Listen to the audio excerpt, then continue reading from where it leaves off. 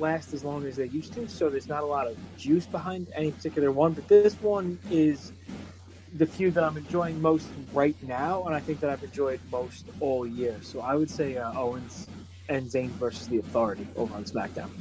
Yeah, that's a good choice too. I mean, we've talked a little bit about that feud recently and how it has been interesting and has kind of kept our, I think a lot of fans interest in the show and that angle to see like what's going to happen and who's going to turn or what the next thing that's going to occur in the angle will be. So it's I do think that's a really good feud as well.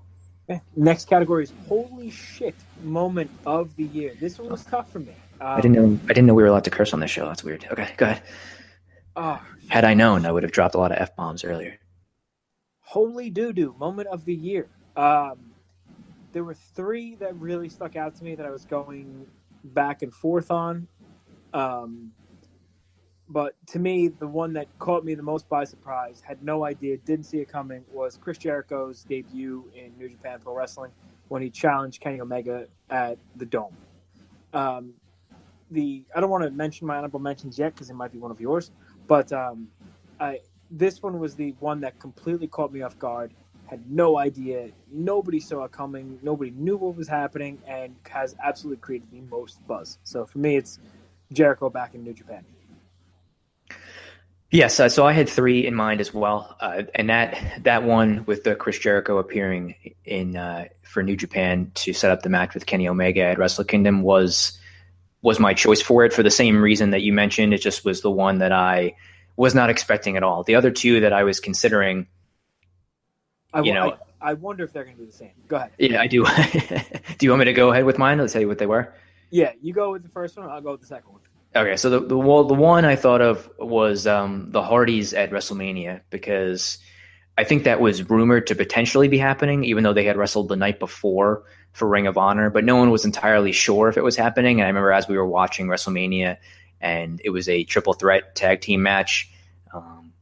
I think it was triple threat, right? It was triple threat ladder match, and they added a fourth team, and we still weren't sure if it was going to be New Day added, and it ended up being the Hardys. So that was still a surprising moment for me. Was that one of the two? I actually had the Hardys showing up in Manhattan Mayhem when we were there. Okay. When the Hardys came out, no one knew they were going to be in the arena, and they wound up beating the Young Bucks right away for the tag team title. So to me, I think because we were there for it, that was one huge moment of the year for me.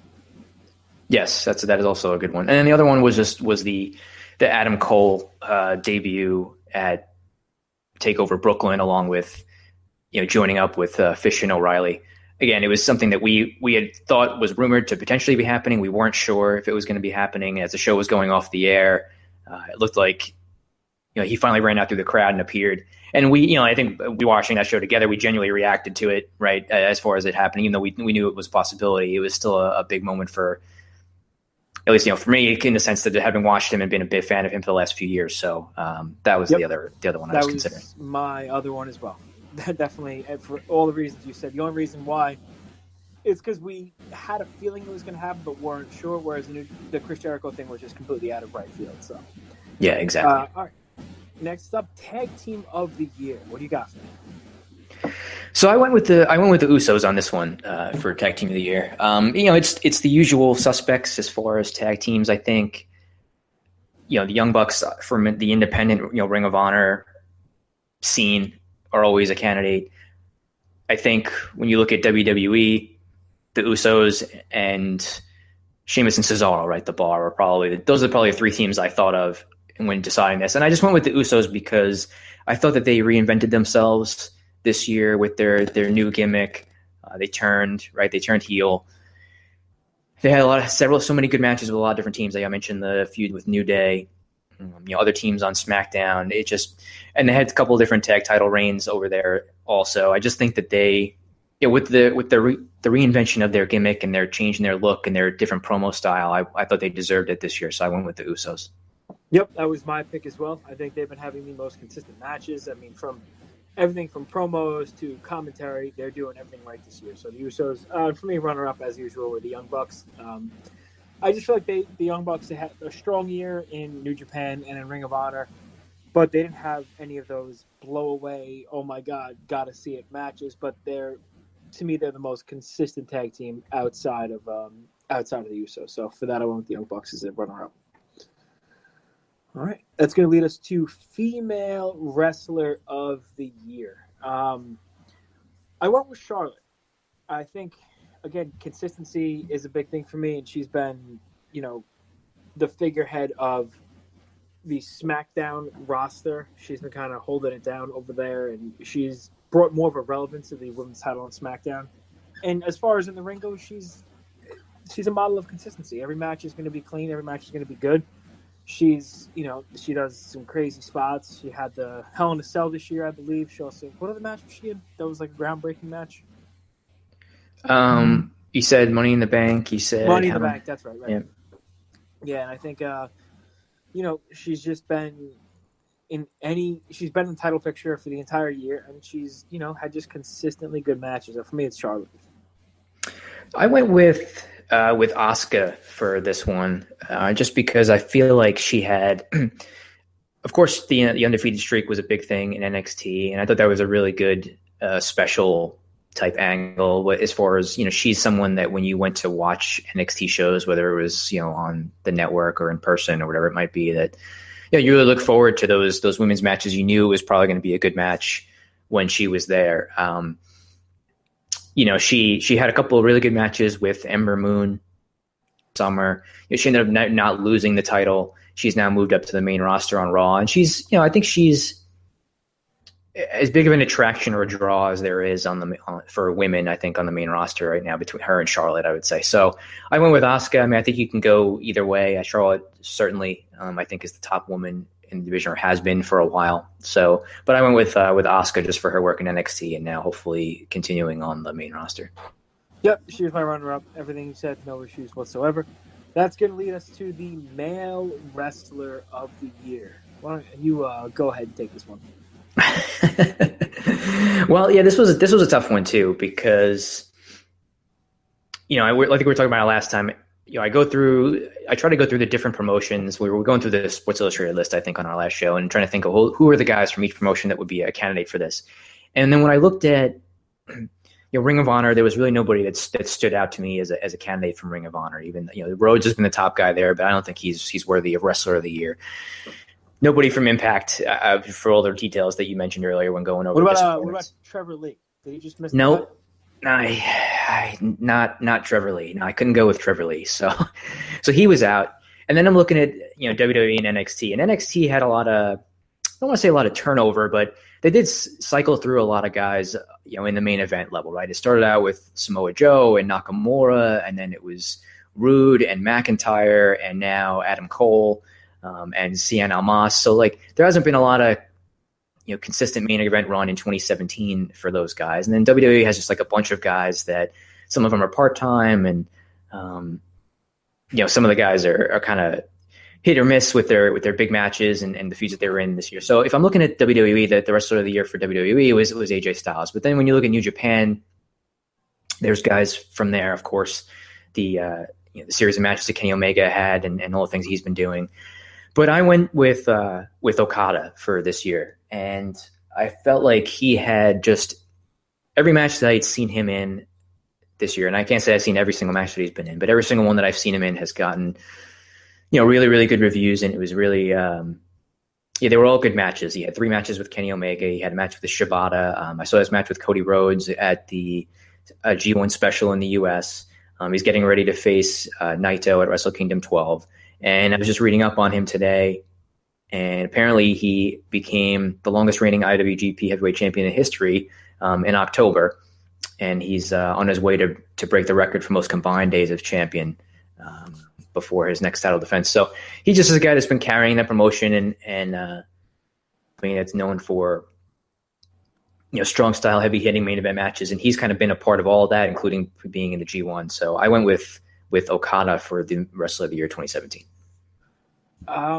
For all the reasons you just mentioned, I did the exact same thing. It came down to Okada, Kenny Omega, and AJ Styles. While Kenny Omega, I think, had a slightly better year in the ring, marginally, just barely. I think Okada had the title all year round, and he carried the entire company on his back.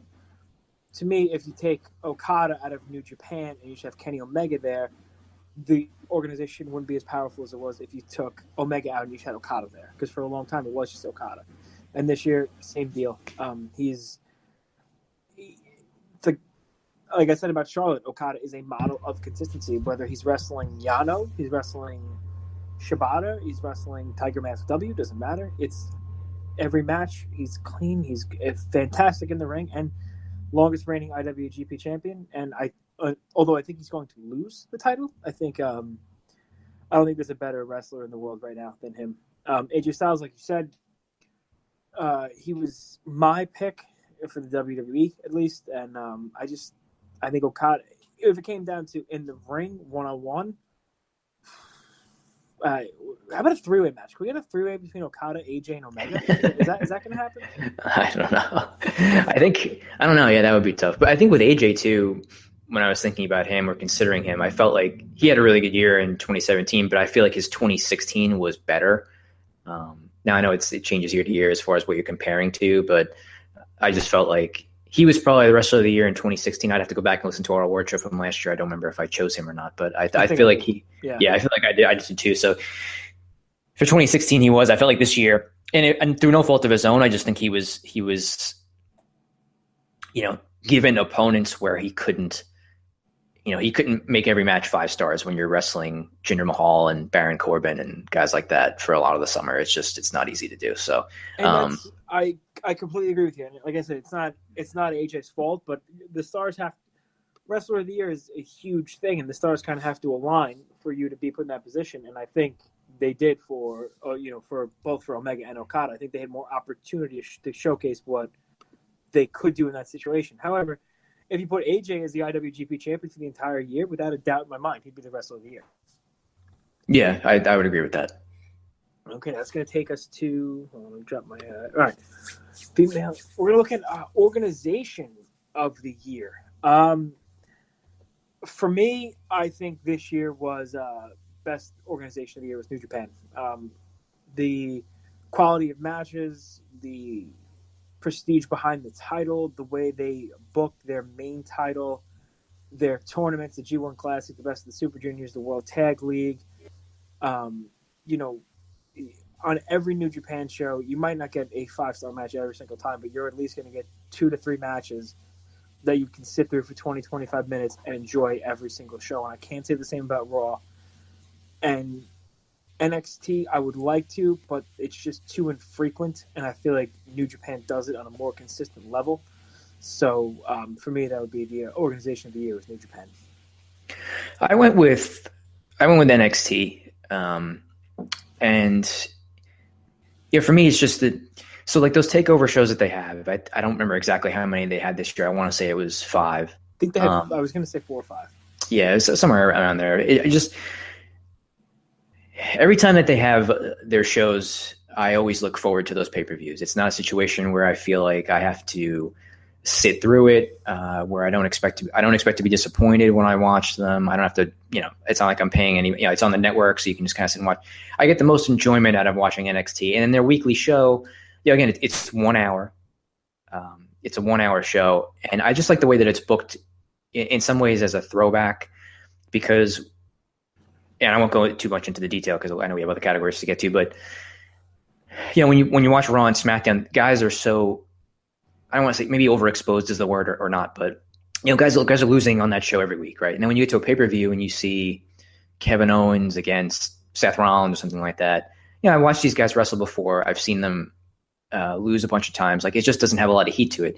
With NXT, you don't see the same guys every week, and the main players don't lose every week. So when you see a match on pay-per-view, like, I don't know, Drew McIntyre versus Cien Almas, or Hero versus Lars Sullivan, or whatever it is, like, these guys are kind of protected in such a way where even if like they do take a loss here and there, it's not so frequently, and they do get wins. So it's kind of like back in the 80s when you're watching Superstars and you see the guys win every week. And then when it gets to pay-per-view, you're seeing, Ted DiBiase versus Hacksaw Jim Duggan. It's like, well, I haven't seen these guys lose in 3 months, so someone's got to lose here, and it'll at least mean something, So that's kind of how why I like NXT so much. And it's, it's not so time consuming. It's an hour a week. They book everything pretty solidly, and the takeover specials are always very enjoyable. So I went with